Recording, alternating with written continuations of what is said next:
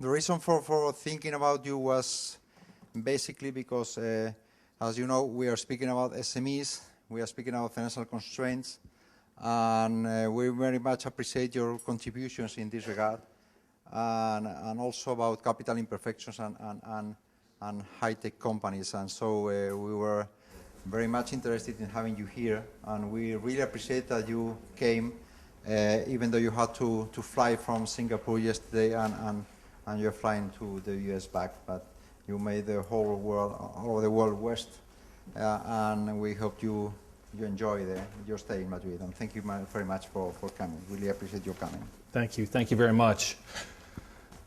The first thing I want to say is I do want to thank Professor Martí Peón and for his hospitality, and all of you, I'm sure, are very familiar with his logistical and organizational expertise. But for me, things have gone very, very smoothly.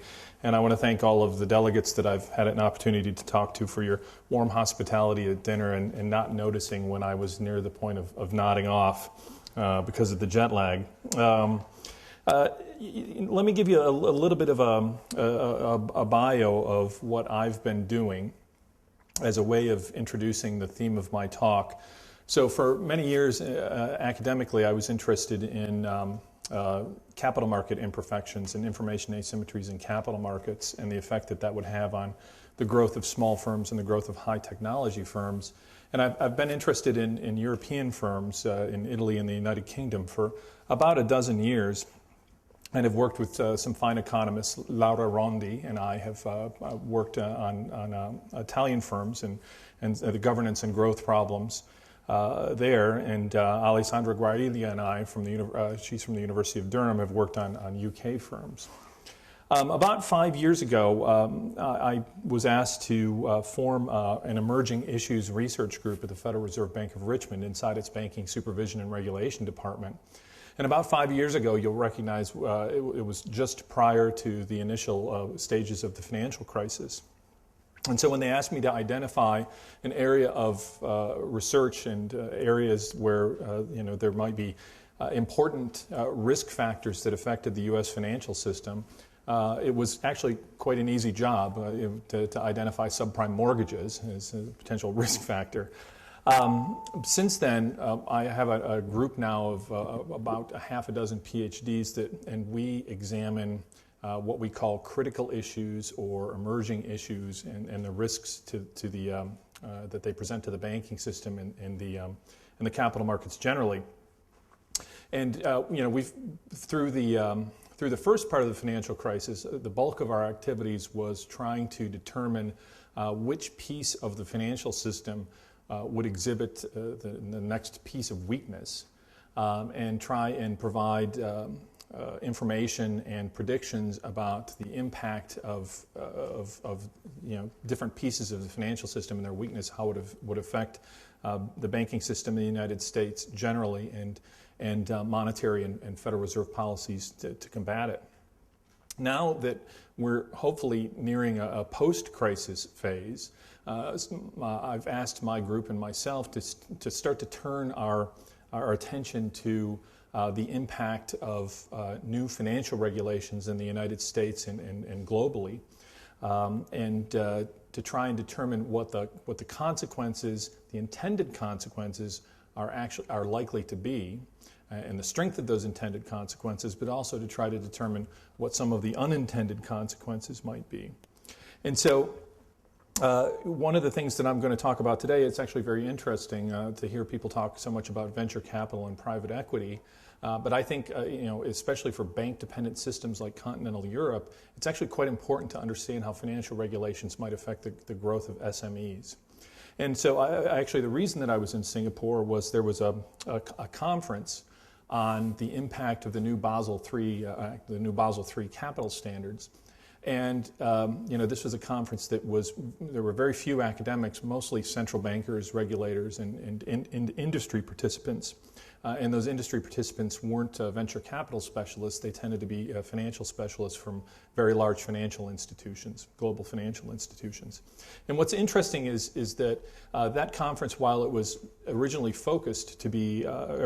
intended to focus on SME growth, it quickly turned to what impact the new capital regulations might have on the growth of SMEs. And so it's interesting because that's one of the themes that I'm going to emphasize here.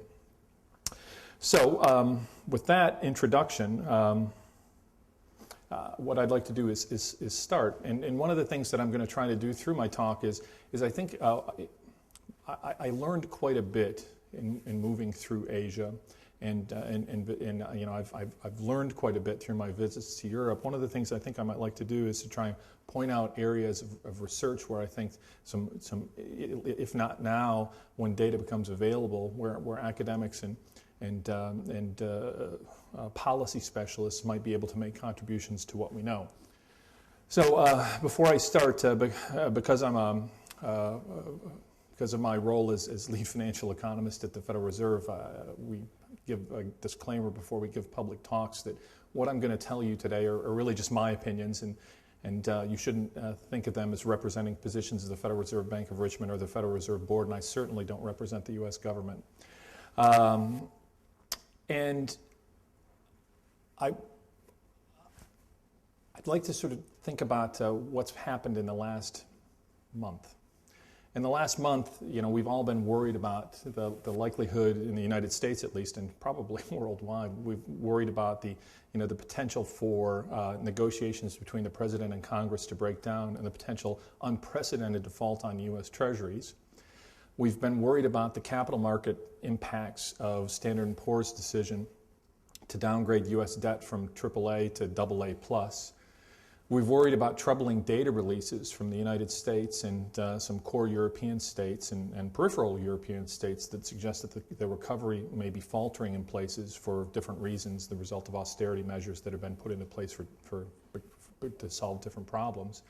And we've more or less constantly been worried about the potential for a flashpoint to occur in the European sovereign debt crisis. And so, in some ways, it's almost quaint to think about the impact of capital regulations on banking behavior and the growth of SME lending, but it's very important because at the end of the day, the financial crisis will be a piece of history. But one of the things I think we've learned, or that I've learned in listening over the past 2 days here, is that there are a lot of SMEs have an impact on the long-run growth of economies, not just the United States, but Europe. And there are many long-term factors that are actually important to resolve and to address. One of those factors, as I said, I've been interested in SME growth for about a dozen years. And what's remarkable is, my interest has been intermittent, but what's remarkable is some of the problems that people had told me about risk aversion in Europe, the fear of bankruptcy in Europe, are exactly the same problems that I heard 15 years ago, which suggests that indeed cultural issues are long-term ones. I want to make 4 basic points today. They say when you're giving a talk you should only make 3, but you're an advanced audience. I think you can handle a 4th point. The first point is that when you increase the amount of capital that banks are required to hold, and when you increase the quality of the capital that banks are required to hold, it changes investor behavior and investor incentives in a way that should reduce risk in the financial system, in the banking system. But there are trade-offs, and some of these trade-offs may have an impact on small and medium-sized enterprises. The second point I want to make is that the macroeconomic impact of Basel III, the Basel III Capital Accords, should reduce lending flows in addition to reducing systemic financial risk and risk in the banking sector. But, and this is important for SMEs, the focus of most macroeconomic studies that have tried to identify the costs of Basel III have really focused on its impact on financial market prices, and by that I mean interest rates.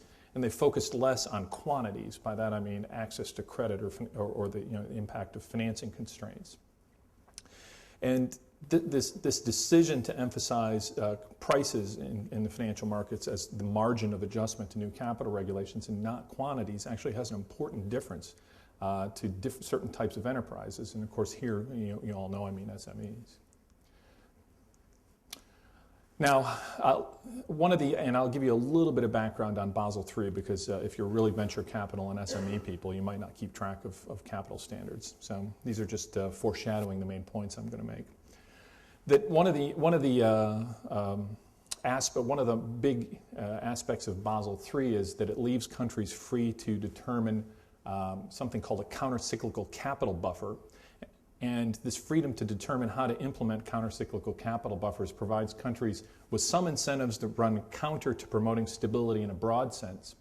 And what's important about that from an SME perspective is that instability affects risk appetite. Right? Risk appetite should fall in unstable environments. And SMEs are well known to be risky ventures. And one of the things I wanted to point out, my sleep schedule's a little messed up, so I was up at 5 modifying slides, which makes me sound very industrious, but it's not. I felt like I slept in. One of the things, I mean, if anything sort of reminds you how risky SMEs are, I think it was Professor Wright's presentation yesterday where he showed the number of venture capital-backed firms from the period, I think it was 1994 to 2004, is that correct? And I can't remember the exact numbers, but it was something like 9,000, right? I want to make 2 points. The first is, I believe you showed that over that period, 3,300 of them failed, right? Which is a hazard rate of about 30% over a 14-year period, which actually seems a bit small. Right, because the rule of thumb is that 2/3 of small business ventures fail within 5 years. The other point that I wanted to make, it's not quite related, but I think it's important, is that 9,000 firms over a 14-year period, to me, suggests that venture capital and private equity actually account for financing in a relatively small proportion of firms overall. In systems like Europe or in the United States, really, you need to worry about the provision of capital through the formal financial system, right through the banking system, and you really have to worry about, the ability of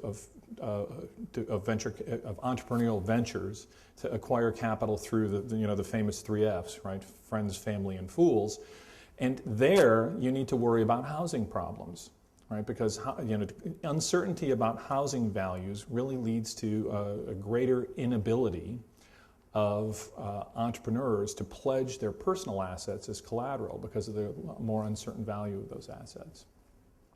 My last point here that I want to emphasize is it's important that there be well-known definitions that are transparent and observable to market participants that determine whether a financial institution is what's called a systemically important financial institution or a global systemically important financial institution.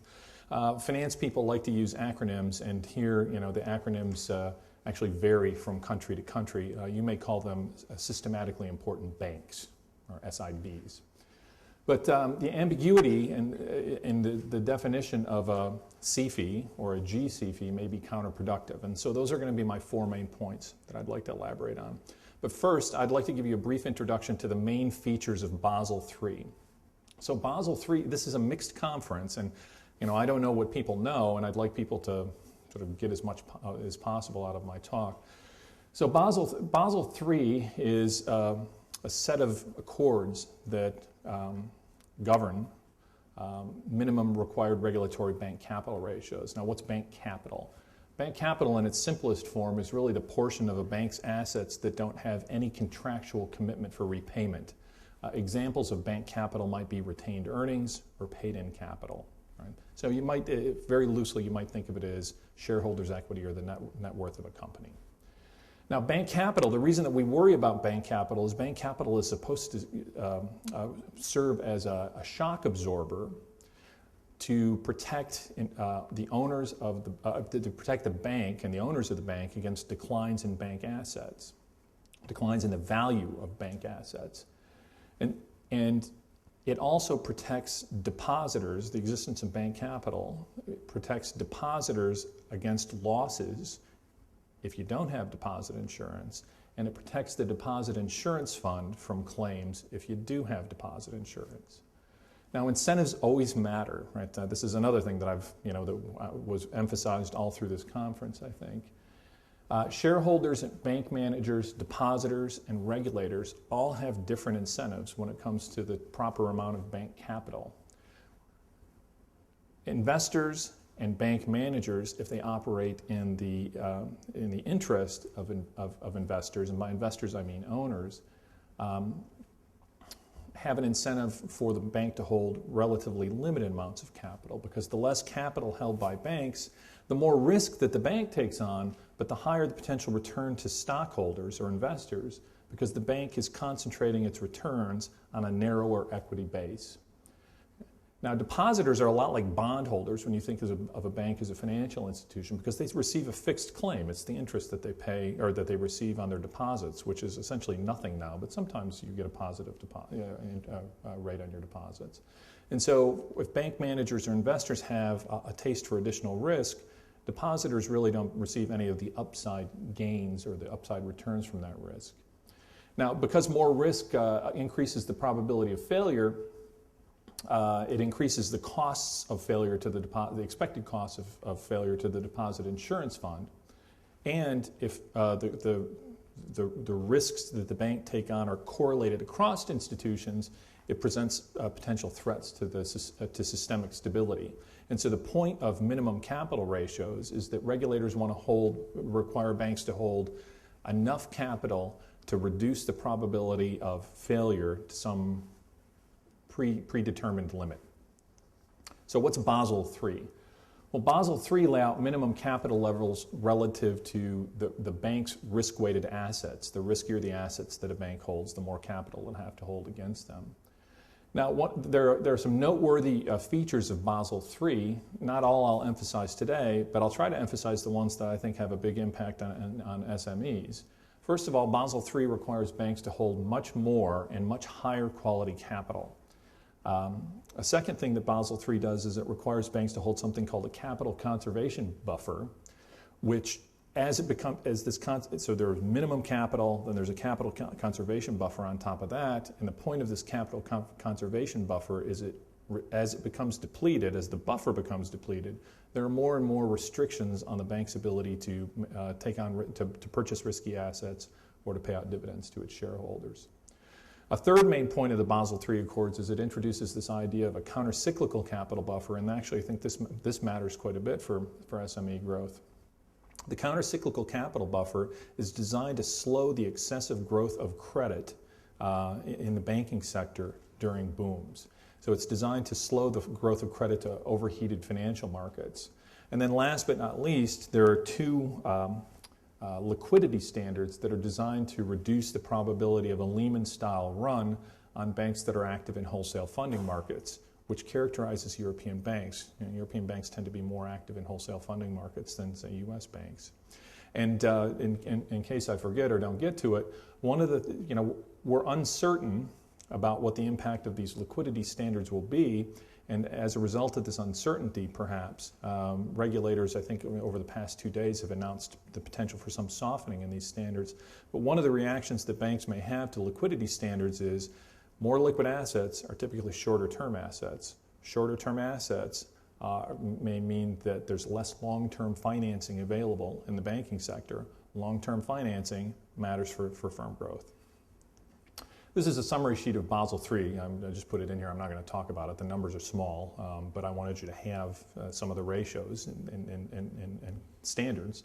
The other thing I wanted to point out is all of these capital standards are actually designed with an implementation period in mind that starts in 2013 and lasts through 2019. Okay, so here's my first point. It is the economics of Basel III. And I've heard this comment a lot, and actually we talked about it at length in the conference in Singapore, where it actually split the conference into two camps. And the split, as you might expect that this split would be regulators on one side and financial institutions on the other side. That's certainly what I expected. But it turns out that within the regulatory community and within the large institution community, there's a split on what we think the impact of Basel III might be with respect to the incentive for institutions to take on additional risk. So here's the comment that I've heard. Basel III increases required capital, right? And that is going to push institutions that are subject to Basel III capital requirements further out on the risk curve. Now, if you don't know what the risk curve is, don't worry about it. But basically what it means is if we require banks to hold more capital, they'll take on more risk. Okay? Now, I understand this argument. I just don't believe it quite yet. But I'm not so absolutely certain of it that I won't be monitoring it because the other people make compelling points. The easiest way to think about what I just said is to recall some basic finance. So if you remember your basic finance course, the return on equity is equal to the return on assets times an equity multiplier. And an equity multiplier is just assets divided by equity. Flip the equity multiplier over. What you have is equity divided by assets. Equity is bank capital. Equity divided by assets is a capital ratio. So increasing the capital ratio is the equivalent to reducing the equity multiplier. Do you see? So the argument here is if Basel III increases required capital, which it does, my argument is the equity multiplier falls. And frankly, that's indisputable. The equity multiplier falls. Right? Now here's where things get tricky. To me, when you reduce the equity multiplier, right, if you want to keep investors' return on equity constant, our return on assets has to increase, which means institutions have to take on more risk. Right? But I think that seems to me to abandon the first principles of finance. One of the basic principles of finance is that if you want to earn a higher return, you have to, as an investor, you have to be willing to bear more risk. It seems to me that concept operates in reverse too. That if I force you to bear less risk, then you'll be willing to be satisfied with a lower return. So what that means to me is that as required capital ratios rise, as equity multipliers fall, in equilibrium, investors should respond by requiring a lower return on assets, which means that banks will lend to, on average, to less risky ventures. The counter-argument that banks will increase their risk tolerance really depends on investors, for some reason, having a preferred habitat where they'll demand the same return on equity, even though the risk that they bear falls. Doesn't sound like an equilibrium argument. So, what's the problem here? Well, we have this saying, you've probably seen it in the U.S. newspapers, more skin in the game, which means that investors have more assets at risk in the firm, or in this case in the bank. If you have more skin in the game, more capital should reduce taste for risk. This is what I think is likely to happen. If I'm right, then it strikes me that there's a potential for SMEs to see a decline in the availability of credit because they're a riskier than average venture. And that might especially be pronounced in bank-dependent systems like continental Europe. Okay, now most estimates, this is a related point, most estimates suggest that the increase in loan spreads, a loan spread is just the rate that the bank charges over its cost of funds, the loan spreads that result from, the increase in loan spreads that result from the implementation of Basel III are going to be relatively small. And most estimates from the research literature suggest that capital spending on plant and equipment is interest inelastic, right? Possibly because of the existence of financing constraints. You don't have a big price response in capital markets.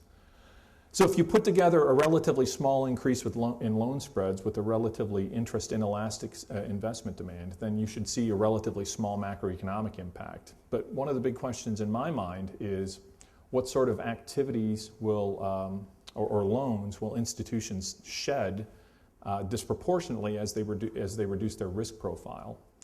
And the second big question I have is the margin of adjustment for financial institutions really going to be just prices, or will it be prices and quantities? And this matters, and I'll talk more about that later. Now, I want to give you some sense for the size of the economic impact that these new capital standards, the size of the estimated economic impact that the new capital standards will produce over the phase-in period from 2013 to 2019. The OECD believes that banks are going to pass on their higher funding costs through higher loan spreads of about 15 basis points, or 0.15 percentage points.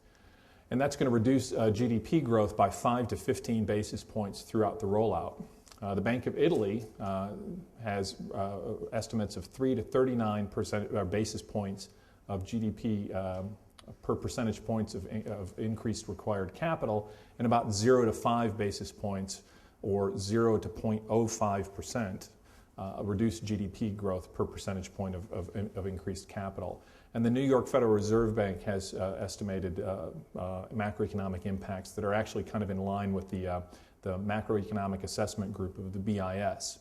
So what's the bottom line from that, the big picture? First, that the effects of higher capital requirements on the level of GDP is relatively small, and also the impact of higher capital requirements on the growth of GDP during the phase-in period are relatively small as well. Now, from a big picture perspective, this is roughly how it should be. Macroeconomic growth rates, in some sense, should not depend on the level of leverage in the banking sector once you hit that, once you hit an equilibrium level of leverage. And again, it's fair to say that the estimated macroeconomic costs of most of the models are small. Now, the models don't necessarily account, the models that estimate the impact of new capital regulations on GDP and GDP growth don't necessarily account for the fact that Basel or regulatory minimum capital standards might not be the market-determined capital standards. The Basel standards are a constraint, and right now markets are requiring institutions, certainly in Asia, I believe in Europe and in the United States, to hold capital in excess of minimum standards. The other thing is, in economics, usually when we think of the costs of a new regulation, or actually when we think of the benefits of something, we think of the costs of something, so we look at net costs. And when we think of the benefits of something, we should also think of the costs net of benefits. And here's the point that I want to make. Most of these models recognize but don't calculate that there are benefits from higher minimum capital standards. And those benefits are really the positive impact on financial stability that higher capital might result in. So here's some caveats that are worth thinking about. If you remember what I just said, I said a fair reading of the evidence is that the macroeconomic impact of higher capital standards is likely to be relatively small. But if it's an unfortunate time to be implementing higher capital standards because the growth rate of some relatively large industrial economies can actually be measured without laughter in terms of basis points, not percentage points. And so the timing is just unfortunate because some economies are growing quite slowly, and because the economy is growing quite slowly, firms that depend on internal funds for growth are particularly impacted. So the finance-constrained firms. And the entrepreneurial firms that depend on household assets as collateral, as I said before, are impacted by continued decline in housing markets in Spain and the United States, and I'm sure in other places. So what are the size of the net costs and benefits of Basel III? Well, Basel III should certainly reduce risk it should reduce risk because of the higher required capital amount. But from a theory standpoint, when you think of reducing risk, you think of reducing volatility. From a practical standpoint, reducing risk means limiting the output effects, the output costs of financial shocks. How big are the benefits of limiting the recessions that are caused by financial shocks? It's what you need to think about is what are the shape of recessions that are caused by the shocks. If the shape of a recession is very steep with a very quick recovery, then the present value of the output costs may be relatively small. If the shocks are very steep with a very long recovery, which unfortunately seems to be the case with this current shock, then the output costs are relatively large. Now, I'm moving towards another point that I think is critical for SMEs. While Basel III should help shave the bottom off future troughs, it may also shave the tops off future booms. So put another way, there's no guaranteeing that Basel III will only remove from the distribution of output observations in the left tail. It may remove from the distribution of output observations in the right tail as well. And one of the reasons that it may do it is because of this counter-cyclical capital charge that I mentioned to you previously. So Basel III includes something called a counter-cyclical capital charge of between 0 and 2.5% of banks' risk-weighted assets. So it's not trivial, it's material. And these are to be levied during periods of excess credit growth. Now, they have the laudable goal, the countercyclical capital charge has the laudable goal of reducing the pro-cyclicality of capital, but it also may have the impact of reducing the flow of credit to markets that might be overheating. And that's where I think things get a little murkier. What is an overheated market? So there are two reasons for the rapid growth of credit in a market. The first reason is that credit might grow rapidly in a market if the incentives, if there's some asset in the market where the incentives are misaligned, and there's a degree of opacity of the asset in question, and the degree of opacity is bigger for the buyers of the asset than it is for the sellers of the asset. And many have argued that exactly this confluence of factors was responsible for the housing crisis in the United States, that incentives were misaligned in the mortgage market, and mortgage-backed securities or mortgage-related assets had a degree of opacity where the issuers of these assets had more information than buyers of these assets.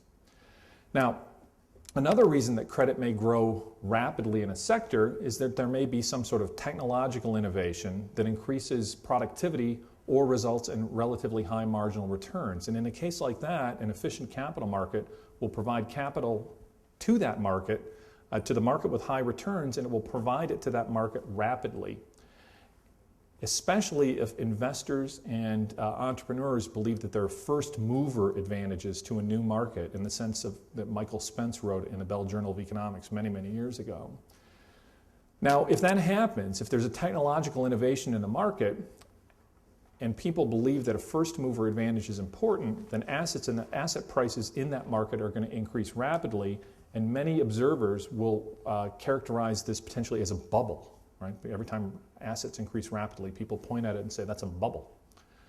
Now, they'll especially believe that it was a bubble if there's the normal industry shakeout that Bojan Jovanovic talked about in the American car tire industry and several other industries in the early part of the 20th century. So if there's a shakeout because some firm identifies a low-cost technology or some firm identifies and is able to use a proprietary standard, there'll be a shakeout in the industry and many entrants will exit it.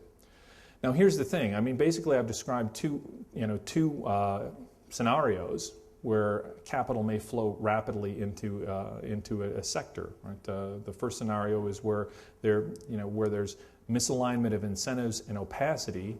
The second one is where there's a true technological innovation that results in high marginal returns. In both cases, you might see credit flow into a sector rapidly. You might look at that and say that market is overheated, but I certainly wouldn't want the job of trying to determine whether or not the overheated credit market was the result of an innovation or an asset bubble, because I think it's really hard. So what this countercyclical capital buffer does, it's designed to slow the supply of credit when credit's expanding rapidly. Now, will that slow the pace of developing newly identified innovations, which are often the province of small and medium-sized enterprises? And will it change the dynamics of innovation by raising entry barriers to late entrants who may have superior technology and so maybe depress the long-run growth rate? Will it reduce the advantage of, will it reduce the potential payoff to prospective entrepreneurs by increasing their expected costs of funds when they enter an area where they expect credit growth to be rapid? I don't know the answer to any of these questions, but I'd like to, and I think this is one area where when enough data becomes available, academics might be able to make a valuable contribution. But my point here is really just to say, look, if you reduce the risk or the variance of output through countercyclical capital buffers, it can have more than one impact. Does that mean that I need to hurry up? Is that what that means? Okay. So, with a hook, pull me off the stage. Okay. The other thing about this countercyclical capital buffer is, unfortunately, it provides governments for opportunities for mischief. The countercyclical capital buffer can be implemented according to national circumstances. And what that introduces is the possibility of setting the buffer's size based on factors other than promoting stability. So let me give you a quick example here. Take two countries, A and B. Country A has the average, places an average value on stability of its financial system. Country G, actually it's not A and B, it's A and G. Country G values growth in its financial sector, growth relative to financial sectors in other countries, because it had for economic or political reasons, and so country G has a higher taste for risk in terms of setting a countercyclical capital buffer. So suppose that there's an apparent technological innovation which leads to a rapid flow of lending into some sector of the economy. Country A, because it values stability, may implement a high countercyclical capital buffer. Country G may see this as an opportunity to increase the relative size or the prominence of its financial sector and set a lower buffer. So there's coordination problems to begin with, but there's also this another piece. Financial markets are interconnected. Right? I mean, if we know one thing, we know financial markets are interconnected. Right? And if country G's banks receive funding from country A, or if country A's banks issue credit default swaps insuring the debt of country G's banks, it allows country G to borrow a portion of the buffer. Right? And so while in principle this coordination issue is actually going to be difficult to solve, while international coordination would be a solution, this solution also assumes away the problem. And the problem is that countries may have different incentives that lead them to not pursue international coordination with respect to the size of the buffer. All right, so my next point, what the methodology is to determine the identity of systemically important financial institutions and global systemic institutions. There's an agreement that systemically important financial institutions should have to hold additional capital because these systemically important institutions, and you kind of know what they are, right, present an extra risk to the financial system. So I'd like you to think about what incentives that provides to institutions. Would a financial institution actually want to be categorized or grouped into the G-CFI category? And it's not clear. If it does, if an institution is identified as being systemically important on a global scale, it's going to be required to hold a higher amount of regulatory scrutiny, which imposes costs on the institution, and it's going to be subject to higher capital requirements that are associated with being systemically important. On the other hand, systemically important institutions are more likely to receive support if there's a financial shock. And the support maybe allow it to attract funds at below market rates because it receives an implicit too big to fail subsidy. And so it has more access to the safety net. Now, if I were running a large financial institution, I might want to have my cake and eat it too, have the best of both worlds. Right? I'd like to become large enough so that there's some doubt about whether or not I'm a systemically important institution. Right? In that case, market participants might believe that there's a good probability that the firm would receive support in the event of a systemic shock. But if I'm almost but not quite systemically important, I might not be large enough that I incur the extra regulatory scrutiny or the CFI capital charge. Now, you might argue that a public list solves the problem, but I'm not worried about firms that are actually on this public list. What I'm worried about are the firms that are almost on the list but not quite. And so what we need is a transparent methodology and a credible commitment not to treat nearly important systemic institutions as systemic institutions as a result of in some future crisis. Now, back to a second point that's much more relevant for SMEs. So recall when I went through the estimated macroeconomic costs of Basel III, that the emphasis in the modeling was on lending rates. And recall that if investment's interest inelastic and lending rates don't change very much, the macro impact is small. But the point is, but again, the margin of adjustment might not be prices in financial markets, it might be quantities. And there's a rich academic literature that suggests that especially for SMEs, access to finance, right, is an important margin of adjustment. Now, I don't know where we are in terms of our familiarity with this literature, but let me just say this for those of you who are policy people or industry people. There's an important literature in economics based in part that has contributed to 2 Nobel Prizes being awarded that argues that interest rates aren't always used to ration credit in capital markets. The idea is that raising interest rates increases adverse selection and moral hazard problems that can lower lender returns. In that case, the margin of adjustment is access to funds, or what a lot of people call financing constraints or credit rationing. Most of the models, but not all, I believe the Bank of Italy considers the impact of credit rationing, but most models don't consider this channel, and so they may not capture the full macroeconomic costs of the higher capital standard, but they also may not capture the distributional impact with respect to large businesses and small businesses, SMEs, of the higher capital standard. If I could just go back one slide, because I forgot one point that I really wanted to make. It's the systemically important institution, and the reason that I forgot to make it is I just thought about it when I was listening to I think it was Fabio Bertoni in the last session.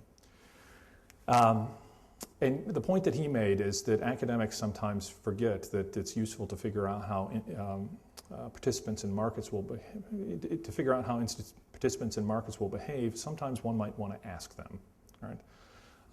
And I'm sure that they'll lie sometimes, but not always, and even the lies can be informative. If there's not a transparent rule to distinguish between systemically important institutions and near systemically important institutions, actually that's one more thing that gives large financial institutions an incentive for growth. Now, I think this is why it's important. You know, in Europe you've got mostly large banks, but in the United States we've got a lot of small banks too. And one of the standard arguments about small banks is that the reason that they exist and they're not priced out of the markets, even though their costs appear to be higher, is that they practice something called relationship banking, right? Which means that they're able at a lower cost to identify the prospective payoffs from small business ventures because they know these borrowers, they live in their community. That's always been the story, and I've always believed it, but I've had the opportunity to visit about a dozen small banks in relatively rural areas of the mid-Atlantic region in the United States, and talk to the CEOs there. And they all, to a person, and these are banks that actually weathered the financial crisis that engulfed a lot of U.S. banking. These institutions weathered the financial crisis relatively well, but all of them talk about relationship lending and their ability to more accurately forecast to the payoffs using their long history with people. One CEO of a bank said, I asked him, if there were any projects that they took on, that the institution took on, that they thought that they wished they hadn't. And I have to change the names a little bit, the CEO said, well, no, but there was one almost. And I said, well, can you tell me a little bit about that? And he described some commercial real estate venture. And I said, well, why didn't you make the loan? And he said, everybody knows you don't do business with the Smiths. Right? So relationship banking is important, and bigger institutions grow. Right? The larger, maybe the bigger impact it's going to have on SMEs. Okay. So, if the margin of adjustment is in Basel III is quantities, reduced availability of credit, the big problem here is that it might slow the growth of new firms or slow the growth of new firms that actually get credit, maybe through friends, family, and fools, and make them riskier. Now, SMEs, and this conference is a perfect example of it, are often the focus of economic development policies. And really, I think they're the focus of economic policies for two reasons. The most often stated reason is people believe that SMEs account for a great deal of gross job creation, although not necessarily net job creation. But the other reason that SMEs are important, I think, is that they provide an element of social dynamism into an economy. They provide a ladder, right?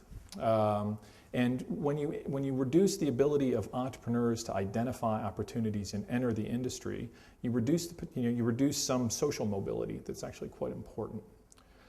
Now, if Basel III actually reduces the availability of credit to small firms, then the potential output costs are larger for firms that operate in economic systems where alternative to bank finance are less available, like continental Europe.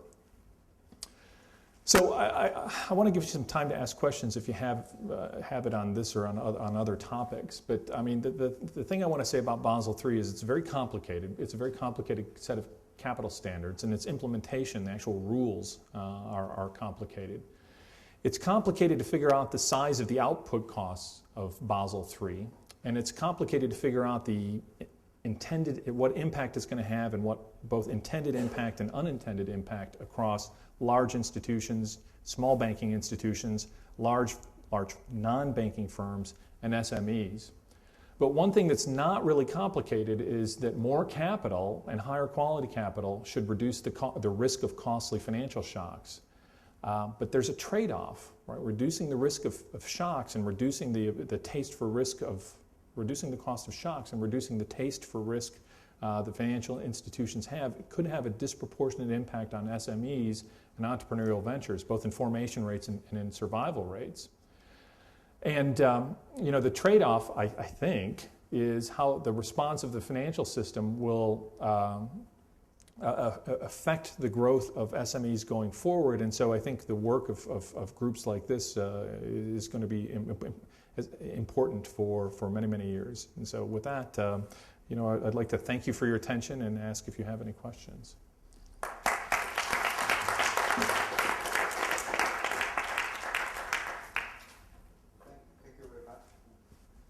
Thank you very much, Professor Carpenter, for your intervention.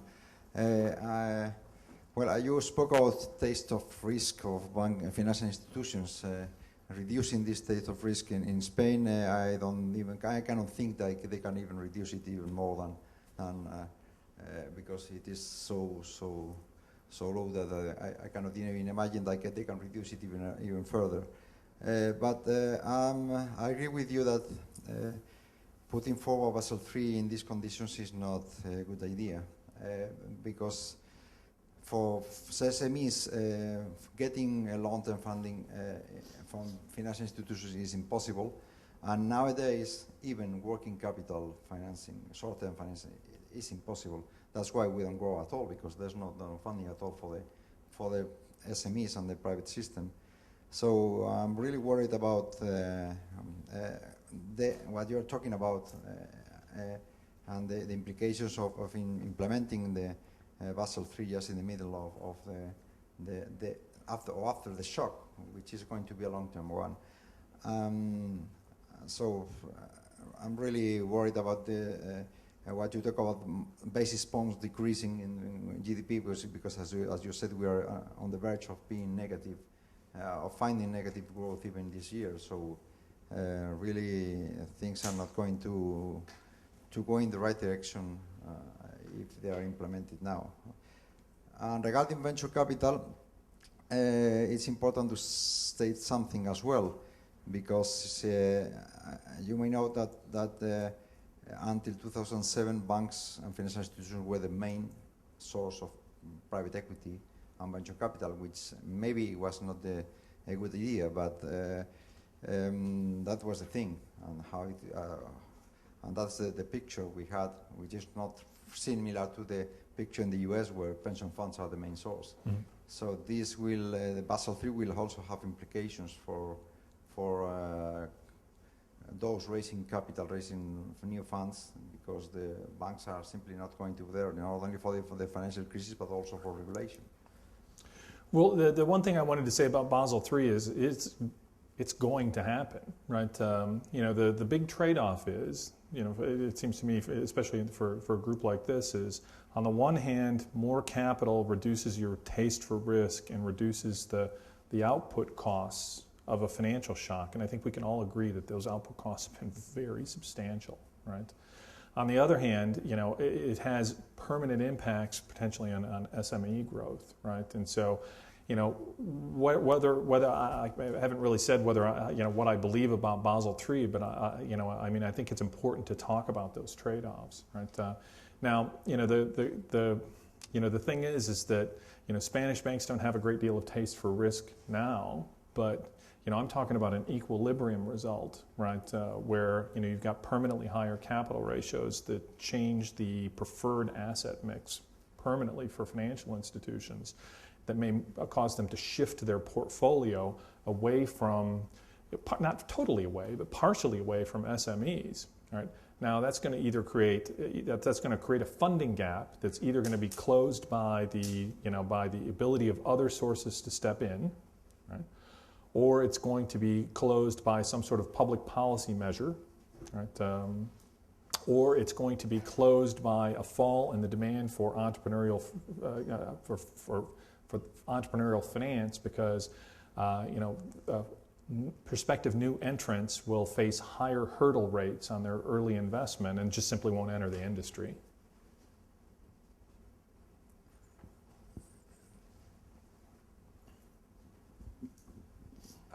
Well, I will try to simplify the very interesting story that you are telling on a particular point. Well, your word is an adverse selection word, right?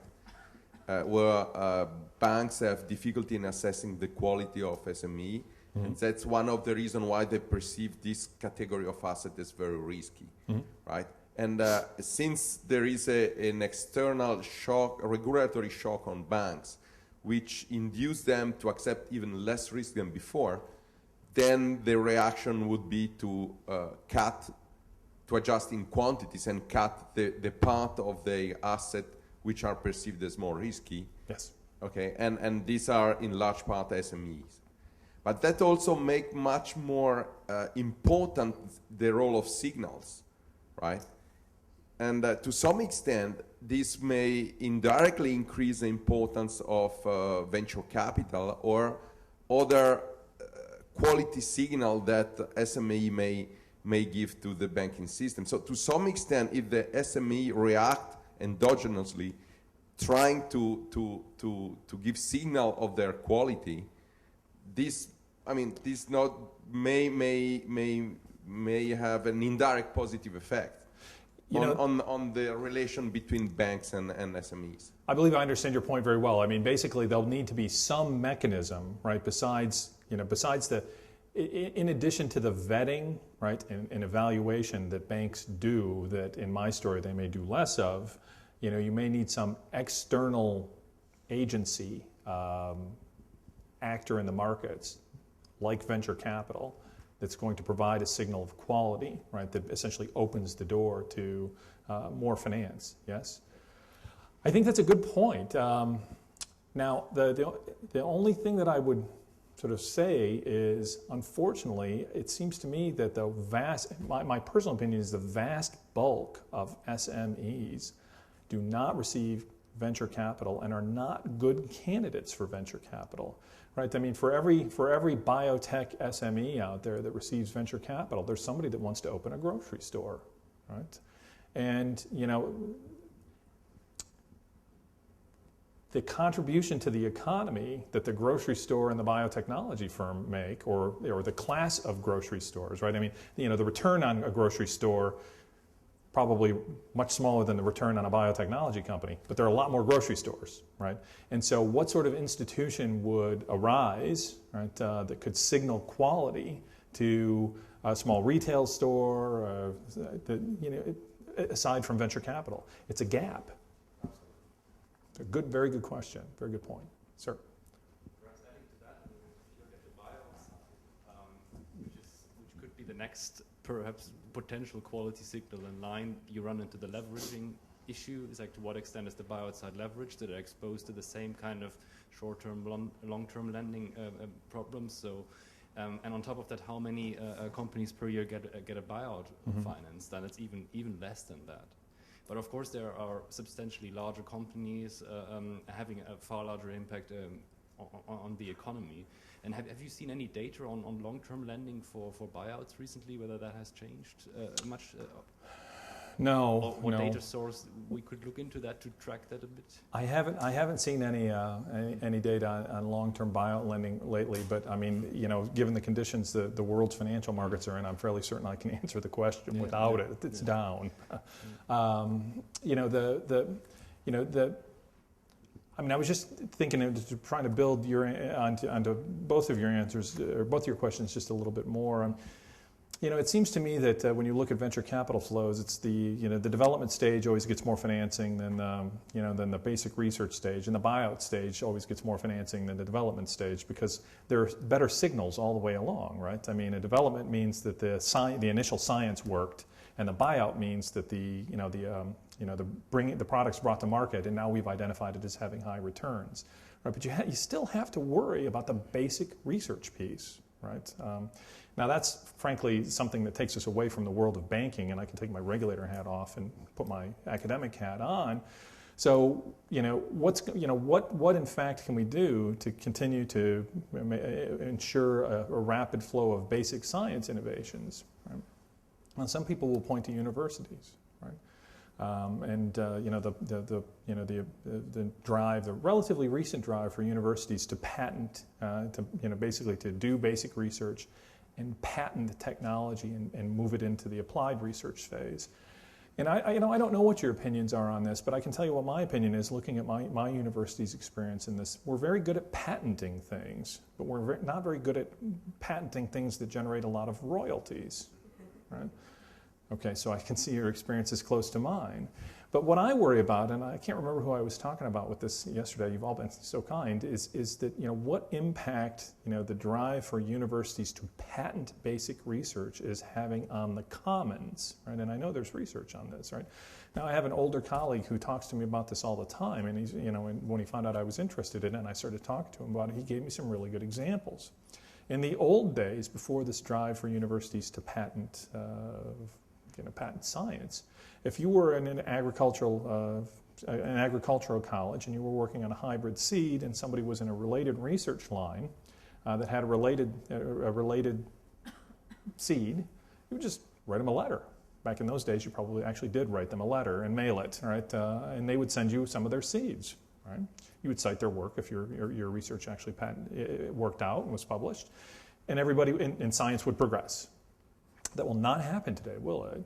I mean, if I want your seeds, I have to call the university's lawyer and we have to figure out some sort of technological transfer agreement where if I use your seeds to develop something that actually turns out to have a strong market, my university wants to collect the revenues from my work, and your university wants to collect a share of those revenues because you had an important step in the development of the science. Think about that. Think about the difference in transactions costs there. Can I borrow your seeds, please? Yes, please cite me. Or can I borrow your seeds, please? Let me call my attorney. You should get your attorney.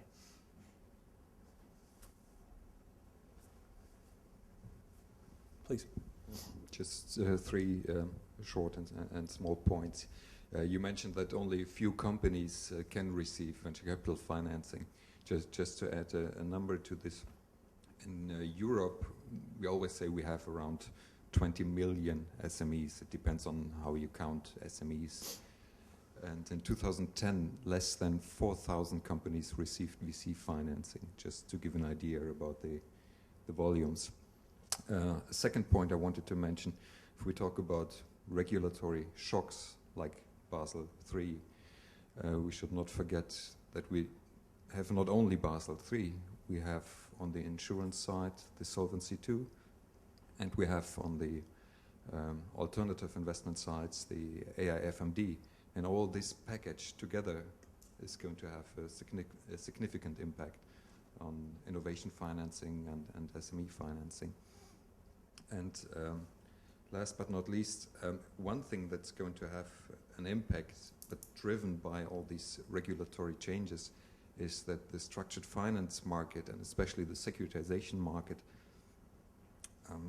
has basically stopped. And this is going to have a severe impact on the banks and on their lending activity in the future.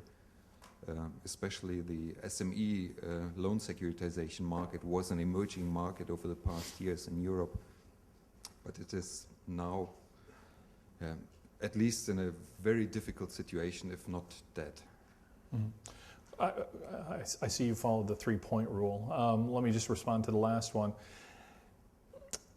Fortunately, not all parts of the securitization market are exhibiting very low rates of productivity or low rates of issuance. One thing that seems to be continuing, albeit at a lower pace than before, are what are called credit card receivable securitizations, right? Now, why is that important? Credit card receivable is the balance on your credit card, right? Those things are packaged and sold.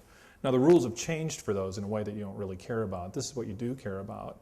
An important source of really small-scale entrepreneurial finance is your personal credit card, right? And so, you know, at the peak of the financial crisis, credit limits in the United States on credit cards were restricted, right? You know, I think some of that has started to abate, and what that does at a very small scale is it allows me to buy a piece of equipment or, you know, or something with a credit card to start my venture. But I mean, the point that you make is a really good one. That I don't know what 4,000 divided by 20 million is, but it's a small number, right? And so, you know, while the venture capital in private equity, you know, somebody said it in the first session, they're directed at the stars. Right? The fast cars go down the highway at, you know, 180 miles an hour. But there are 20 million minus 4,000 SMEs in Europe. Those aren't the stars, but there are so many of them, right, that if they go down the road at 60 kph, right, they still have a meaningful impact on people's lives and a meaningful impact on economic activity. And I'm using the three-point rule too. So the last point I'd want to make is, you know, the one really big caveat in all of this, right, is that Basel capital standards right now don't appear to be binding for a lot of institutions because they're holding capital in excess of the minimum. So you have to understand, I mean, capital isn't a source of funds that banks use to make loans, right? It's a buffer, right? And unless the capital constraint is binding, it shouldn't have too big of an impact, if any, right, on the lending behavior of firms. And so a lot of what I'm talking about may have already occurred in terms of shedding risk appetite, which may be one reason in Spain is financing so few SMEs in the banking sector. Right? Although I don't want to say too much about Spanish banks just because all I know is that they're troubled, right? The cajas. They're troubled maybe because they were risk averse and they thought that the real estate was a nice investment. And so they have loads of collateral which are now half the value or maybe less than that. Yeah. So they were not risky because they always look for collateral, and the difference with other types of loans that they look at the project, not at the collateral. Mm-hmm. So in any case, thank you very much for coming. Thank you very much for your speech and for your presence here. And we'll now give the floor to Tertu and Mike to proceed with the wrapping up of the Thank you, everybody. Thank you.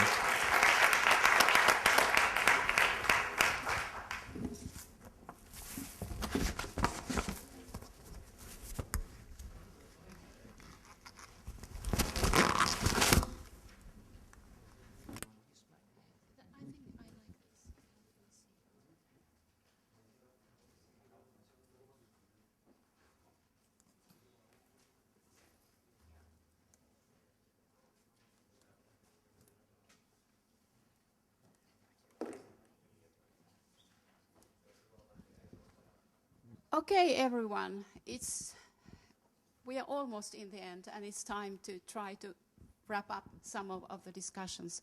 It's not easy in such a conference where we have covered such a broad variety of highly important issues. And this is not going to be, as you see, a solo performance, but a duetto, rather. Mike will complement my attempt at wrapping up our discussions and topics. First, I haven't followed the three-point rule. There are 5 topics grouped on the basis of this conference. And first, the effects of financial and economic crisis. When VICO project was planned and when it was submitted, I think it was more than 4.5 years years ago, no one could predict that we were heading towards such a deep financial crisis. Thus, in our original plans, this financial crisis didn't feature at all, of course. But then it has gradually crawled into our studies and analysis. And at our yesterday's and today's meeting, we have touched upon the issue quite a lot. And there are some points raised on the basis of this discussion. Then another highly important issue concerns internationalization and further development of VC markets, which are interrelated, we might say. VICO drew a lot of attention to the issue of the impact of VC on investing firm performance, and particular on the question of the impact of heterogeneity of VCs, which is quite prevalent in Europe, and we'll exchange a few ideas about that. Then the question of public policy is, I suppose, the basis of all this funding this project, because there are expectations that we should learn something in order to be able to formulate better and more effective policies. And there is a great room for discussion. What should be the conclusions? And in the end, the question of private individuals, business angels, which were not part of VICO, but it is such an important issue, we need to touch upon it as well. So let's go first to the financial and economic crisis. We have covered the issues of the effects of fundraising, dramatic drops, effects on deals, dramatic drops, and more caution, and have been shown. We have also been shown the analysis based on VICO data that VC-backed firms have performed better also during the economic crisis. We have not attempted, or there are some attempts at interpretation of the causality, but one could presume it's a combination of both selection and treatment effects. I think there's a bit more need to just look a little more deeply about which sorts of venture capital firms are surviving and growing in the crisis, rather than quotes the average. I think that's all we can do. Yeah, I mean, this is an issue which actually we should much more, I mean, in future analysis, pay attention to distributions of differences in performance of different types of not only the type we have used, but how the performance is so highly skewly distributed, and which are the ones that perform really best. It has been pointed out, I think it was yesterday, that the crisis has actually magnified the problems in Europe, the structural weaknesses. And it is a question for concern, the fragmentation and localized nature of the VC industry, and lack of competition among the experienced players. And another interesting feature, which was, I think it was brought up by Philippe Mustard in his analysis of the French situation, public sector VCs are becoming more important as an investor, and that's something to think about. To add that, I think somebody mentioned yesterday about the importance of public sector VCs as some kind of macroeconomics stabilizer. Fine, I think, but that does not make the distinction between public sector investors making investments and whether those investments are ultimately successful. And I think we mustn't separate those two. It's perhaps no good investing in poor deals and not being able to grow them. That's really just going to have a negative effect. Yeah, thank you. We'll come back to the role of public sector in general. Then the next set of important issues concern internationalization and the development of VC markets. And it was pointed out that cross-border VCs potentially compensate for lacking VC industry in a country. And there was analysis of the features of recipient countries and the countries where the VCs originated and their differences. it was also noted that if cross-border VCs co-invest with local VCs, this would produce the most positive impact on investee firm performance for many reasons. For the fact that the local VCs are closer by to provide hands-on coaching, but cross-border VCs providing international markets and expertise for firms to become more international and be able to reach beyond the borders. And that is a very important factor, especially the smaller the country. They have the firms, especially high-tech startups, have from the start to be international. They cannot be local. It's not a workable business model. We had, and then there was quite a talk about this fragmentation in European markets and among European countries, because we have different legal systems, different taxations, and different circumstances, and there is, and I think everyone did agree, a need for harmonization. And we were glad to hear about some of the most recent efforts by the EU in this respect. And we would be very happy in VICO if any of our studies would be able to contribute to these efforts. Do you want to comment on that? Yeah, okay. Now, the question of the impact of VC on investee firm performance, like I said, it attracted special attention in VICO, both through econometric studies using our database on firms, and then we explored this question through surveys. And we did indeed confirm earlier findings of the positive impact of VC on investee firm performance in many respects and in the various ways to measure it.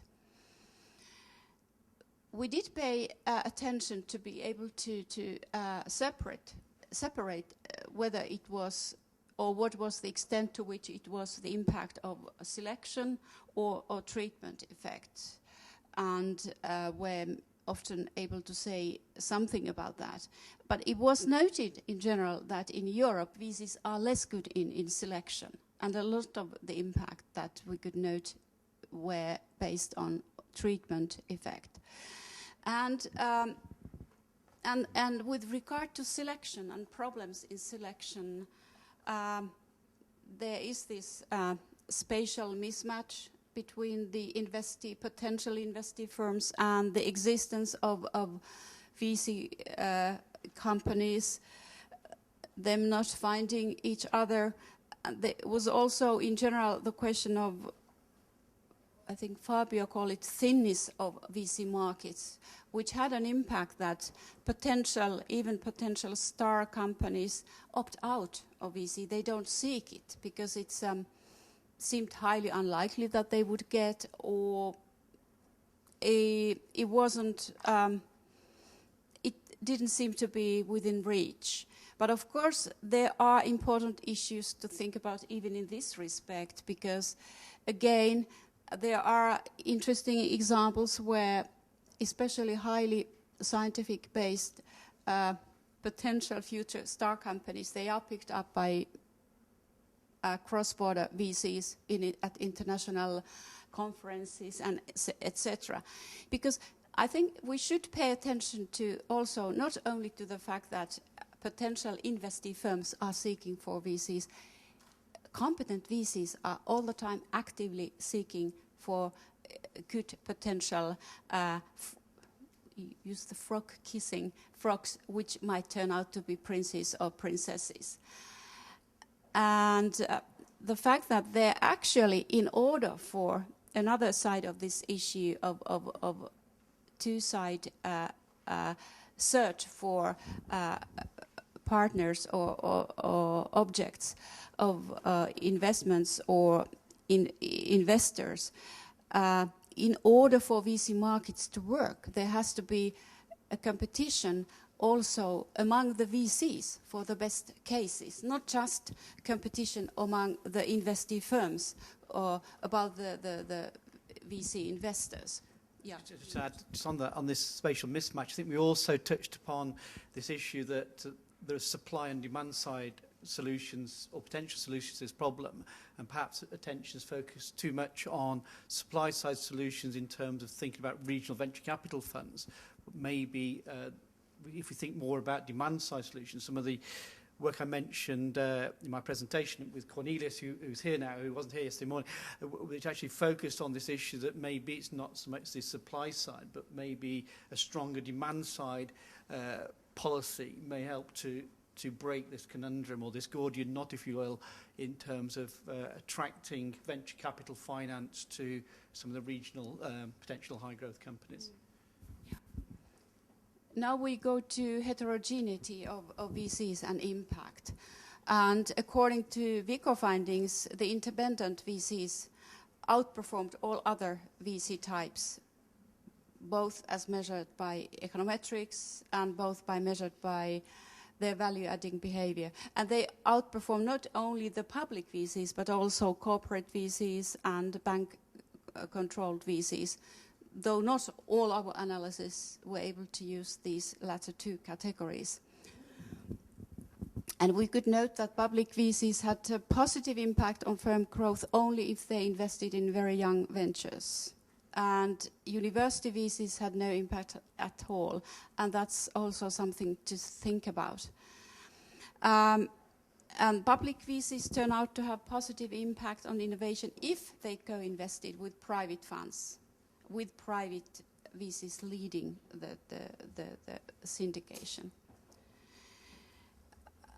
And a common complaint is that public VCs often distribute too little money to too many investees. They are not good in selection, and their value-adding capabilities are not so very good.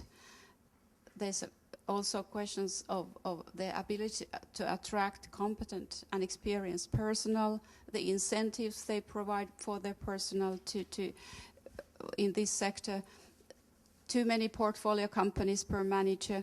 They are all critical points for their ability to provide value added and noted in a lot of previous studies. Do you want to add here?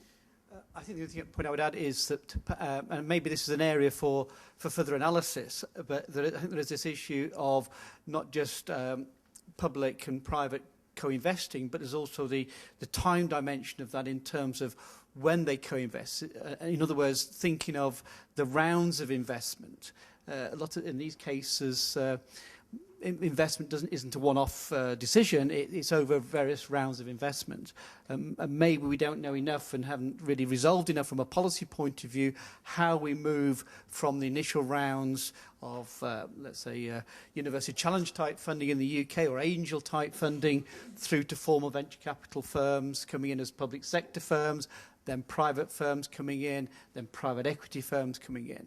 That whole area, I think, which can help the trajectory of growth of these companies, I think is an area where perhaps we ought to think a little bit more attention to, because it has very important policy implications in connecting the dots along the growth trajectory of these potential high growth companies. Thank you. And also a thing which can be observed in many places, even though some of the public schemes were originally launched with the purpose of investing in very early stage, they actually quite quickly shift to later stages. To some extent, because they ought to have participate in follow-on rounds, but more like because they are more profitable, and they sort of gradually shift to the mode of behaving like private VCs, and then one could claim that they are directly competing with them, not trying to fulfill a market failure and maybe crowding out private investors. When we look at public policy, I mean sort of from an overall view of the performance, achievements of public policy initiatives, not just looking at individual public VCs, but public policy as a whole, it seems quite obvious that there isn't much success in the promotion of VC industry in European countries. We all know the example of Israel, which succeeded, but very few other cases. Even the UK, which has a vibrant private equity industry, but there also they tend to invest in later stages. So the promotion of the industry side has not been a success. We noted some success or some impact, positive impact, when we look at the actual government venture capital organizations on the growth of very young startups, but that's it.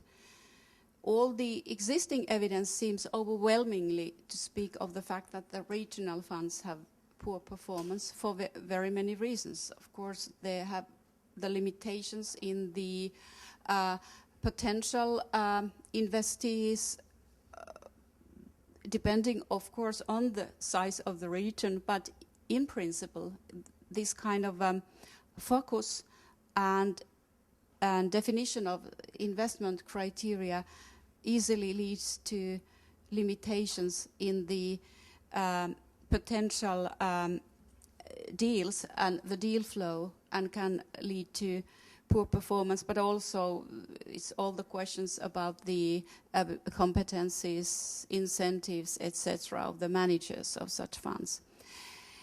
The question of funds, public funds of funds, there isn't so much, as much evidence of their success, and it's also a good question whether and how they should act. Often it has been, even in VICO studies, has been pointed out that they often have unclear objectives, but I think this applies to all public schemes. They might have these social objectives, but then again these schemes very easily switch to the mode of working like private VCs. So there is a lot of room for thinking of what are the types of objectives you should set for public intervention. And there's, in the end, the investment criteria can be a problem in their sort of in restricting the selection of investee firms and through that hampering outcomes. But do you want to speak off? Okay. Now about public policy, what should we do rather than criticize what has gone wrong with previous policies? And as already mentioned by Mike, and it has been brought up here during this conference, that there is a need to put more emphasis on the demand side measures to create deal flow. I mean, there are arguments about it's a kind of an egg and chicken question, whether it's the supply or demand, but quite obviously they are very closely interrelated, and the demand side really plays an important role. Some researchers claim it is the most important factor. And that in the demand side, there is a lot of room for public action in promotion of framework conditions for entrepreneurship. Here this slide mentions tax and regulatory environment factors, bankruptcy laws, etc. But of course, R&D support is very important and a factor among them, and promotion of more R&D intensive industries and industrial firms which would produce these high-tech startups. In general, we also have, and that's related to bankruptcies and failures in Europe, we should understand better how entrepreneurs could learn about their failures and become serial entrepreneurs, because that is something where Europe differs from the USA, an important supply of knowledgeable, experienced entrepreneurs. But this could also be a source for mentoring capabilities. You wanted to? Yeah, I think I just pick up on that point specifically because I think it's become a little bit of a glib phrase that people say that in the US, failed entrepreneurs always get back in again and then they succeed, and in Europe we don't do that. I think some of the work that I've been doing, which I didn't mention yesterday, but it seems to me we have to be very careful about whether entrepreneurs actually do learn from failure. Not all entrepreneurs learn from failure, and it also depends on where that failure sits within their previous experience, because you'll get some entrepreneurs who have a run of successes and then one failure, and their behaviour and their reaction to that may be quite different from an entrepreneur who's had several failures. So I think if we changing bankruptcy laws, and if we're thinking of investment from a venture capital point of view, then I think we just got a little bit more carefully about how we reframe that. Otherwise, we're going to flip from a negative situation to a positive situation and encouraging it, but then policy may not work because we just end up funding a lot of serial entrepreneurs who are complete failure. So I think we just have to be a little bit more nuanced in the way in which we assess those kind of serial entrepreneurs who have failed before. Have they actually learnt, or are they just going to repeat the same mistakes over and over again? And really, we shouldn't go near them. But as a generality, thinking about how we might support entrepreneurs who've had prior experience and can improve on that, then I think that's probably a positive element. Yes, and then yesterday I think ecosystems of entrepreneurial ecosystems were mentioned. Also, there were examples of experimentation with new models where startups learn together, etc. All these kinds of initiatives are interesting and worthwhile trying. Then we have noted that cross-border syndication produces good outcomes, so enhancing that, reducing the hindrances for cross-border, both fundraising and investments would be on the list of policy measures. And this is also closely related to the EU Commission project or initiative to promote this kind of Europe-wide passport of venture capitalists, sort of a promotion of single European VC market, and this would be highly desirable. But then the question of how, because I mean we cannot conclude that there is not a need for public intervention. There is, but the question is how should it take place, and that's the big issue. I think someone yesterday phrased the question of governance, using the term governance of public intervention. And here we could think of, and we have heard examples of co-investment schemes where experienced private managers are in charge of for example, selection and coaching factors, so that it's also question of public government subcontracting sort of the governance and management of these co-investment schemes to the private sector, because they have the incentives, and also that would mean that these private managers would have to have, like I think in the Finnish example, they would need to have their own monies involved, so that they would be incentivized to perform as well as possible. This kind of new type of governance systems should be tried. I don't know, before going to national benefit, do you want to say more? I mean, because we could also phrase, it was debated about the regional funds. Of course, it's a question that no one could and should deny regional actors, stakeholders, to take initiatives to improve their own development. But national or European funds should not be devoted or granted to very localized schemes, unless these localized concerns a very big area. And that actually is a kind of bridge to the last point on this list, which is phrased national benefit from VC-supported activities.